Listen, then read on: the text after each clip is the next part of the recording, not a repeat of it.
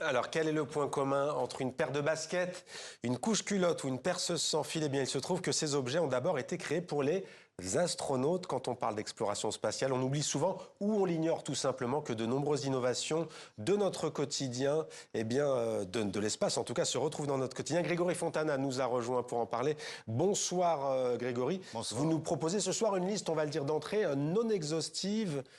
Commencez donc par un exemple.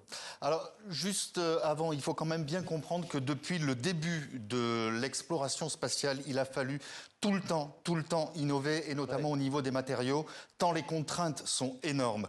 Notamment au niveau des températures, elles sont tout à fait extrêmes. Il faut savoir notamment que la Station spatiale internationale, eh bien, côté soleil, c'est plus 150 degrés Celsius. Côté ombre, c'est moins 150 degrés Celsius. Il faut aussi composer avec l'absence de gravité, l'autonomie en énergie, les vivres, le tout dans un lieu particulièrement confiné où les objets doivent être les plus petits possibles. Et l'exemple peut-être le plus connu d'objets issus de cette technologie que nous utilisons se trouve dans nos cuisines.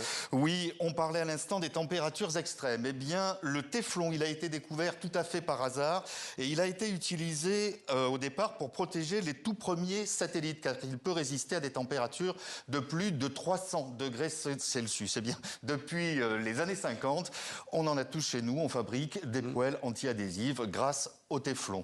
Pour rester dans le domaine de la cuisine, il y a une autre invention que l'on utilise souvent. Vous savez que ça me tient à cœur. J'aime bien manger, mon cher Grégory. Eh bien, j'ai envie de dire les nouilles lyophilisées, tiens. Mais je vois qu'il n'y a pas que des nouilles, dorénavant. Non, plus largement, c'est l'alimentation lyophilisée.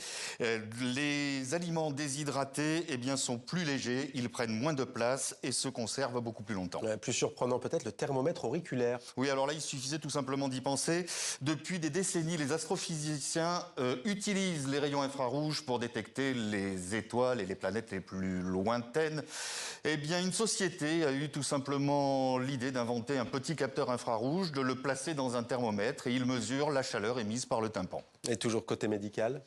Alors, il y a la couverture de survie. Elle est composée d'un matériau tout à fait révolutionnaire, le Mylar. Il a été inventé dans les années 60 par la NASA pour isoler les satellites, les navettes, les combinaisons spatiales.